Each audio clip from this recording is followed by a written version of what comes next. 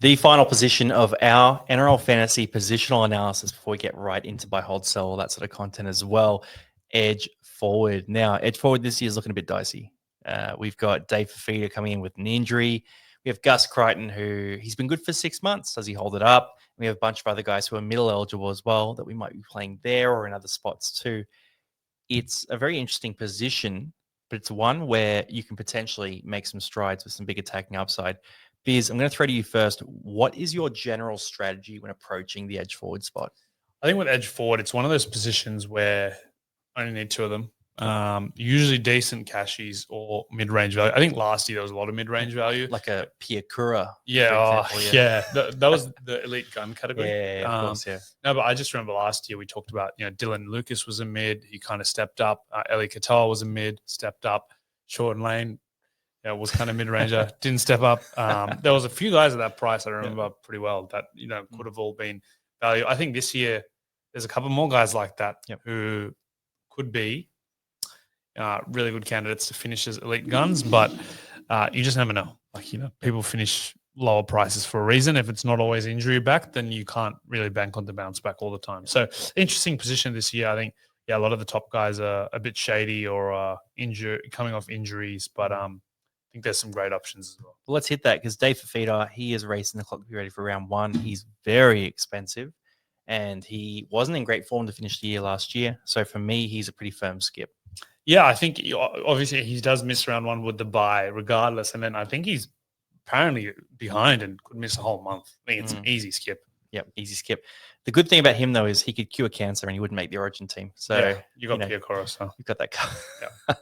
Jermaine Hopgood, we talked about him in the middle forward video, but we're a fan of Hopgood if he's fit for round one. Angus Crichton, now priced at around that sort of mid-50s area. I hadn't really had him that high, but again, I think about this is the thing with these videos where we're in really the start for analysis. One of us throws a good point and you're like, oh, maybe he's right. I'm just a bit more excited now about Gus Crichton after us talking all day about fantasy. Yeah. And look, mid-50s, he can go to that 60-plus. He's shown that. He was a 60 guy last year when starting. Yeah. But with the weaker halves pairing, does that help or hinder him? I think he's half proof, I'd say. I think he kind of creates his own stats. Yep. I think he had a great form. The thing is, you could say that his form last year was so incredible and he averaged 60 when he was starting. Yep. But he's had multiple years where he's averaged 60. Yep. Just that's how good he can be. Yep. So I don't see why he can't finish as the best second rower this year. 728K. It's not a bad price. 58.8. His minutes get screwed around a bit. I think Angus can beat that. If I go for a gun second rower at 6% ownership, I wouldn't mind a bit of Angus. I mean, there's a lot of guys around that 700K mark. So we talked about, halves. There's like Mitch Moses around that price. There's a bunch of players who could go 60 plus. He's definitely in that box. So if you like Gus Crichton, we like Gus Crichton too. Hudson Young, priced at a 53. I sort of felt like he was hitting his ceiling a bit last year, especially at the back end. He was producing some top 5 scores towards the end of the season as well. So there's 90 games where, maybe he'd score a try or something like that. But he had bulk tackles, a lot of tackle breaks, a lot of forced errors. He was bringing those into the game. He's playing great footy. Do I see him as a 60 guy? No, I don't. But if he gets down at some point to 600K, would I target him? Yeah, absolutely. Yeah, I think I fully agree with your analysis. I think this price, I like the guy above him in Angus, who we just spoke about. I like Mitch Barnett, who we've spoken about in our mid video. But, I'd check out that. We did a pretty comprehensive analysis. Yep. Ewan Aitken, new colours coming with Wayne Bennett. Had a great year last year, probably his best ever fantasy-wise. Yeah. So very slept on. If you started with him as a centre, he'd be laughing. No one was really on him. Yep. I think, again, disrespect, less than 1% owned. Should play 80 minutes on the edge. Really fits that Wayne Bennett mold. Can he beat a 52.5 average? I don't think so. I think this is his ceiling as well. Yep. Maybe 55, but not enough upside for me to start with him over, an Angus or a Fafita or a Hopgood or a Barnett when they're fit. Yeah, it's a good scenario, South Sydney, but I agree with you. 52.5, he can beat that. If Souths are playing well, he has attacking stats in him. But is it going to be at 60? Probably not. Eli Katoa, he's in it at 52. Eli Katoa is interesting. So I'm an Eli Katoa fan. Obviously, I started with him last year. He was super hot to start the year. He kind of cooled off as the year went on and had a few injuries to deal with, all that other stuff. Do I see him being sort of that 60 average guy? Probably not. I'm not prioritizing Ali Katoa this year, but at the same time, Storm are a good side. I don't know. I just think it came together as much as it could last year, other than the injuries at the back end. And I'd call him more like a 55 if you take out those injuries, right? He was a 55 guy when it all came together. He's priced at 52. The upside isn't there. But at the same time, in a draft league, he's not going to play Origin, so he's a decent guy to target in those leagues. Yeah, I fully agree with the analysis. And, 5K cheap with him, Jacob Preston. Now, I'm big on Preston, so let me take him. Yep, so go. I want to make a bold call here that here we he go. finishes in the top 2 edges. I'll tell you why. I think he's still a very young player. He had an injury-disrupted season last year, averaged 52.1. Pretty solid stats already. Now, let me talk about his season last year. So, obviously, one of the best young edges in the game. Lost minutes to Salmon last year. Don't know why. Yeah. But he got them back towards the end of the year. 54-point average when starting. So, it's already kind of at the 55 mark. 57.9 when playing over 70 minutes. So, 58 playing 80-minute games. I think he has a lot more to give. He played finals week 1, 80 minutes, 57 points. So showing that, when the situation's crunch time, he can replicate those scores. I think this is the year he'll join the Edge Elites as a set and forget Edge option. I can see him finishing behind either Fafita or Crichton as the number 2, worst case 3, with a case made for number 1. Wow, that's a big call. I mean, I don't think Bulldogs are better this year, but I think Jacob Preston, that was only his second year, mate. So, second year or third year, still very early into his season, and he, I think this is his year. Makes a ton of sense. Look, 2 points and 2.9% ownership as well. That's quite low. Look, what your case makes sense. We're going to keep an eye on Preston now. Yeah. You're on record being a Preston guy. I'm a Preston guy. I think he's exciting. I mean, he's young. He's young. He's an elite talent. He's got the lanky figure. He can score tries. He tackles quite a bit. He's got an offload. He can hit people hard enough to force an error. He does it all. He can do it. Last year, you got the stats there? I've got my notes. I have to pull up his full stats. That's okay. I was just going to ask, was he too attacking stat reliant? Because I remember him scoring a lot of tries last year. He could have scored a lot of tries. Yeah, and I worry a bit when you look at a back rower who maybe scored 7 or 8 tries. Can they back that up? Don't think he scored 0.4 tries a game. So nearly every second game. Yeah, I think. But some of them off I don't think it's in 0.3 in 2023 in his first year. Okay. And I'll just quickly check his average over 70 minutes playing second row in his first year. 54. Yep. So his first year of NRL, when he played big minutes at Edge, Dogs were pretty trash that year. Yep. 54. I'm seeing it, man. I'm seeing it. If he's fit, he's not going to go backwards. I mean, his base stats are good. I mean, like 41 tackles, 93 meters. Those 93 meters can easily become 150. Is there any concern at all for you that they've signed Tupanua? No. Well, he's better edge back row than Salmon, right? True. I mean, I didn't really think about it. I mean, surely. Am I bringing a little chink in the armor? I mean, yeah, Salmon did take minutes. Look, I don't think so. I agree with you, by the way. I'm just throwing in. No, I definitely. You're right. It's something that should be considered. Yep. Young elite edge. You probably want to make him a one club back rower. It doesn't make sense to me to cut his minutes. I think what gives me the most faith is that 80-minute, 57-point performance in finals week 1 in crunch time. You make a good case. I would take him. Oh, would I? If you were in a draft league and Dave Fafita and Jacob Preston were there at the same time, who would you take? Assuming Fafita's back for, let's say he's going to miss the first 2 weeks. Preston. Yeah. I agree with that. I think durability in draft leagues, you can't trade guys out. Like Fafita is also in and out of the team. Not in and out of the team. He's in and out of this minutes. 58 average last year. 58 which average. is what you're forecasting for Preston. Yeah. So. I think Fafita probably scores the same, but probably misses more games. Yeah. You've got me excited about Preston. I'm with you there. You've convinced me. Koloamatangi, we talked about on mids. Nikora, I think he played to his ceiling at the back end of last year. 51 average is pretty fair. I don't think he goes down, but I think he goes up. Dylan Lucas, you went on a good run there in our centers video. So guys, check out the centers video. If you pick Lucas, it has to be in your centers. 100%.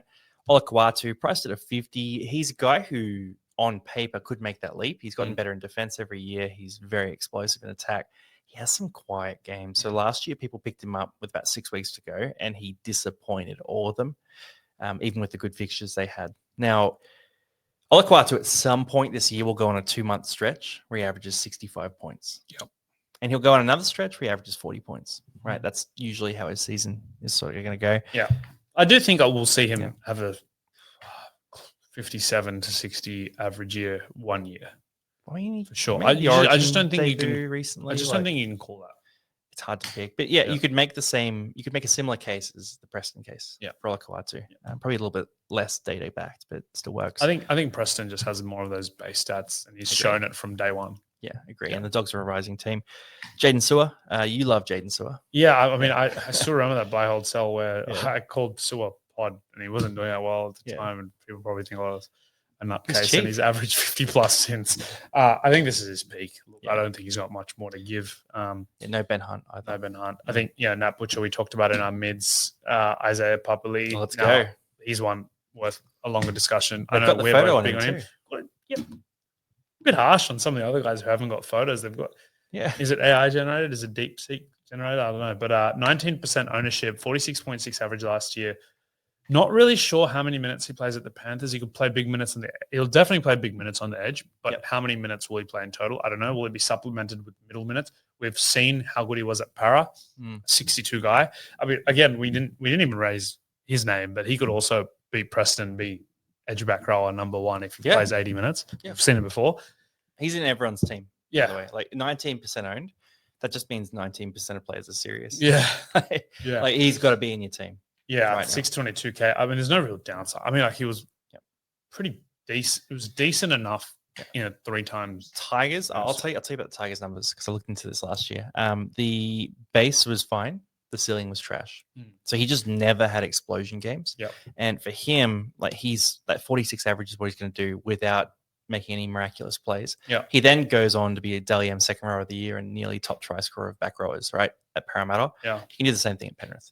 If he's on the edge, he's borderline captain material week to week. If he's in the middle, he's interesting without being a must-have. Yeah, I think he starts on the edge. I think he signed on for a reason. You're not probably signing on if you're a bench player or a player like people go to Penrith. People go to Penrith, but I mean, I think his signature would have been hotly contested. I mean, Penrith kind of poached him out of the blue. It's kind of surprising. I mean, look, I think there's no downside. You're exactly right. Like 46.6 is his best. Tigers barely use this guy. Like they bought him as a marquee and barely gave him the ball.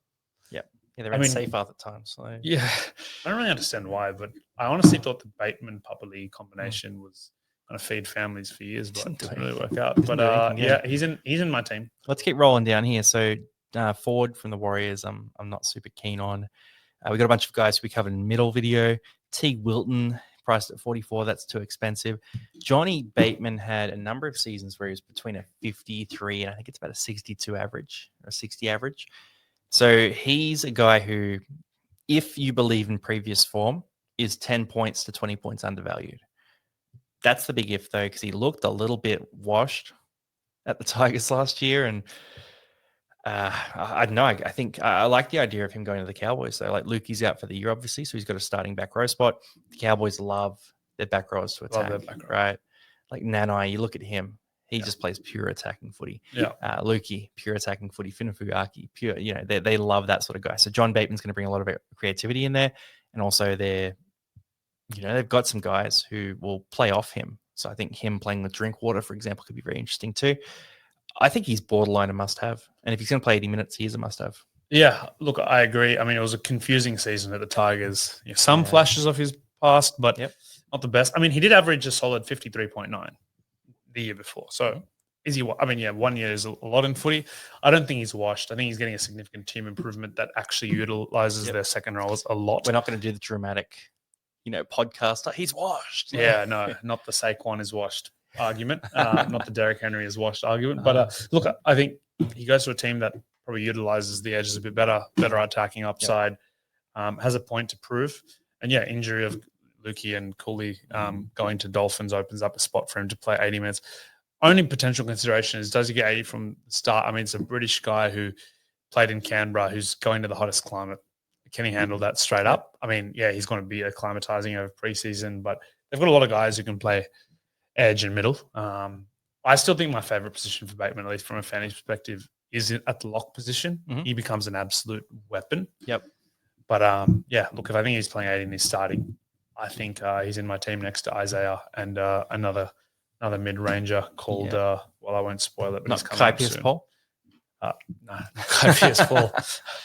Kai Pierce-Paul has some of the Cartwright. ingredients, but I'm not certain on the minutes or any of that. Didn't get it. There was two halves of the season. Like the first Yeah. half of the season, Kai Pierce-Paul was a beast, averaging 150 meters a game, and then he didn't cross 100 again after that. Like once or twice in the second half of the year. So I don't really get that. Bryce Cartwright's an interesting one.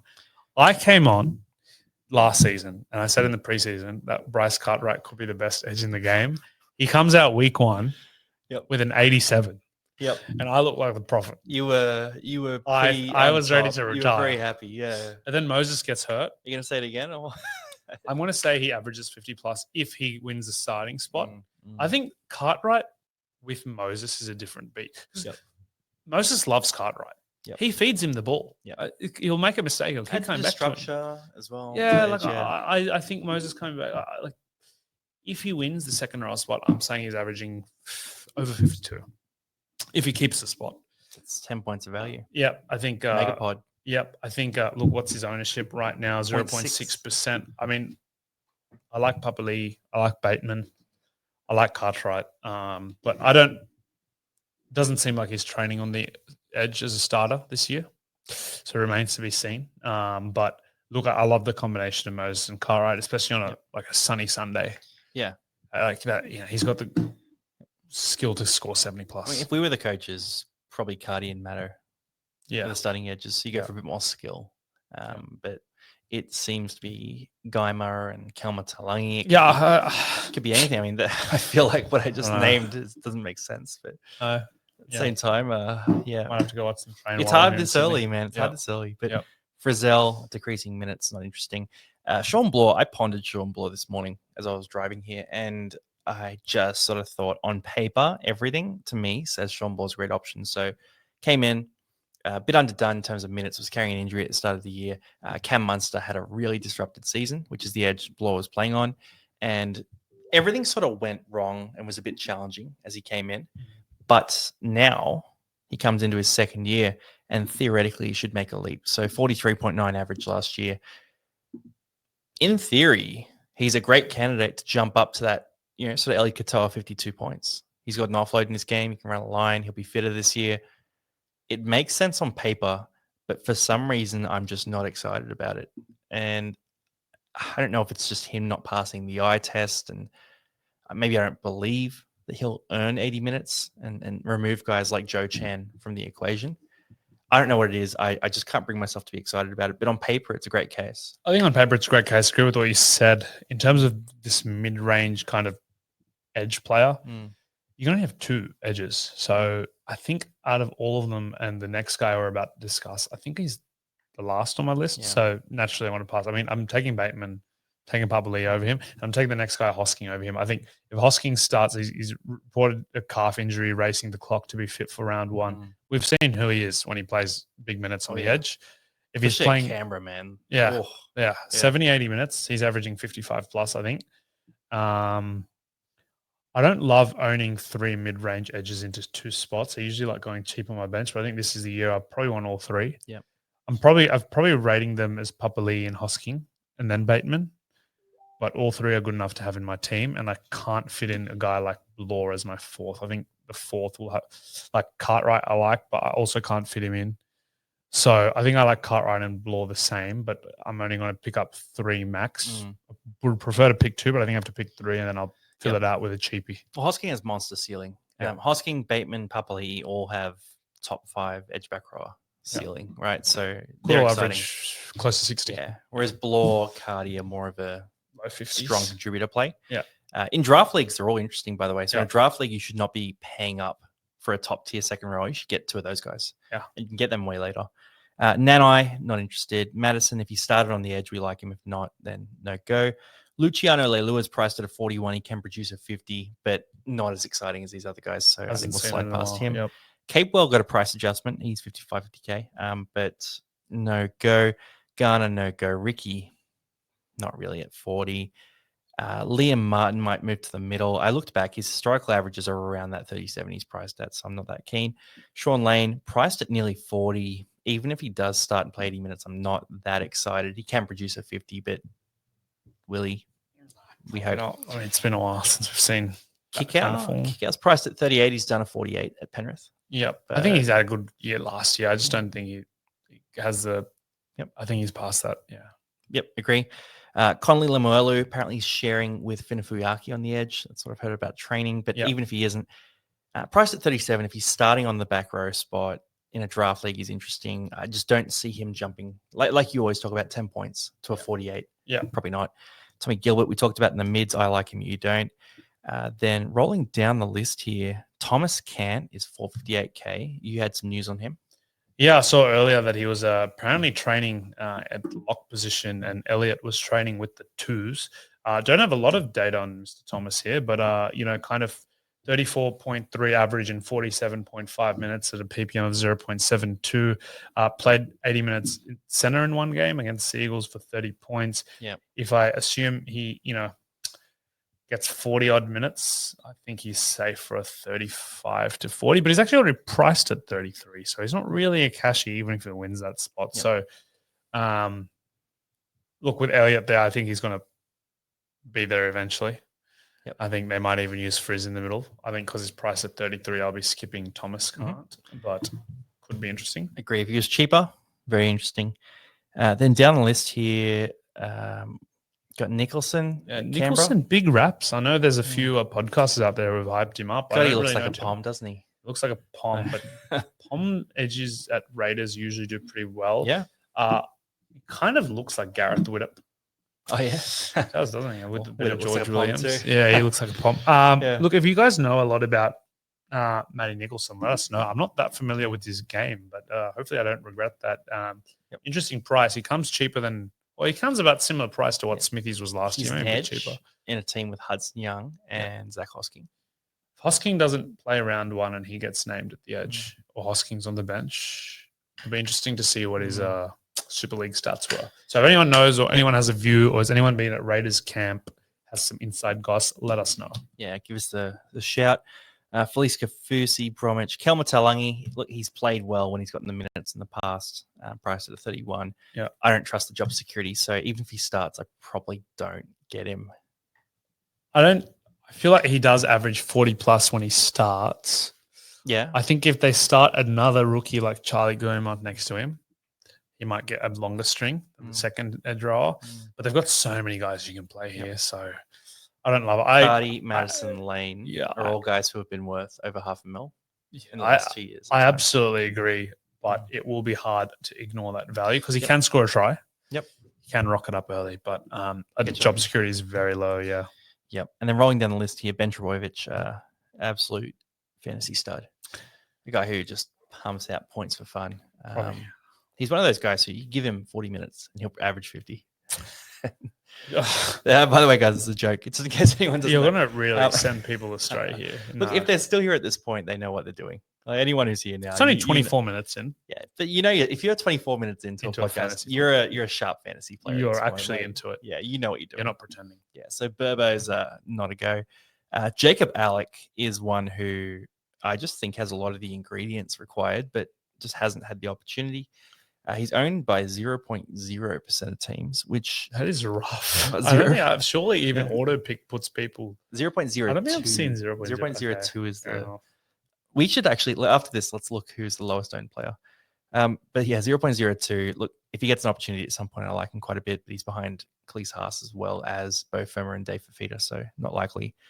Kerr Waddell, Mariota, Kerr, Talakai, Lawton, Piakura. Okay. You talk about him. I'm going to give you an assignment. Convince me to buy Piakura. Talent is exactly the same as last year. Mm-hmm. Price is the exact same as last year. Broncos in a added another elite half of the game who loves to show and go, who creates space for his edge back rowers.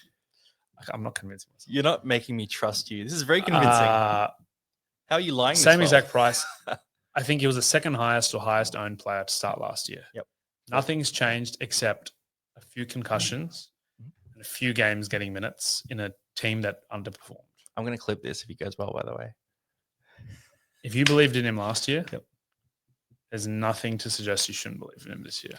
He's a young back rower coming on. With a better half. Fixes those tackles up. They play a bit better. Brisbane were bad last year. It's a better half. Yeah. Has attacking upside. And he disrupted like 45 the year before.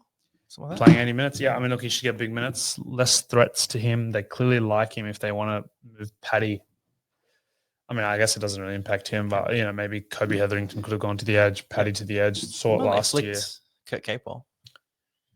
Yeah, I know they got big raps on this guy. I think his problem is the missed tackles and errors. Madge, we talked about it with Selwyn Cobbo. Loves cleaning up the discipline. Loves his hard workers. Could clean him up. Has Madge historically done well with back rowers? The Tigers, he definitely didn't. I don't think about it. I mean, it's John Sutton. I mean, Sam Burgess was the guy there. Who was next to Ben Teo was there. Ben Teo, yeah, he was pretty solid. It's been a while now. Yeah, Ben Teo was just a good player in general, though. I don't know. I don't think if Brad Arthur was his coach, I'd buy Pierre Crowe. Brad Arthur's the back row whisperer, but that's true. Yeah. Okay. Yeah. I think you actually made a really good case there. I know you didn't believe it yourself, but it sounded good. I think he's potentially worth considering if you're going with like a 3 mid-ranger up front and you just want a fourth guy you could probably play in a good matchup or with upside. I think him and the next guy, Finfuaki, are pretty decent options. Finfuaki is someone who a lot of people are talking about never leaving their teams. He hasn't entered mine. There's just too much talk. He's not going to play 80 minutes. He's not a big PPM guy. The Dolphins, they have chopped and changed with their edge back row spot quite a bit. So Ewan Aitken was fantastic there. But you look at a guy like Connolly Lemuelu, who's probably a bit further along in his development, hasn't been able to put it together at the Dolphins. Yeah. Similar players, I think. Yeah. So, I mean, they might rotate with each other. I'm just not convinced. And I definitely wouldn't touch him in a draft league. I don't think his ceiling is that high. But at the same time, if everything goes right, he's priced at 29. He could average 40. He had a few good games towards the end of the year, but he had some absolute howlers as well. So, yeah, I mean, 38.6 average when starting at edge, 39.6 when playing 70 minutes. Marquee signing, they paid a lot for him. Yeah, 600K. So you'd have to. That's 10 points of value there if he gets those minutes. Yeah, I mean, I can't imagine they go out and throw him a massive contract like that, unproven guy, and they're not giving him minutes and sharing with Connolly. But they do have a lot of second rowers. Yeah.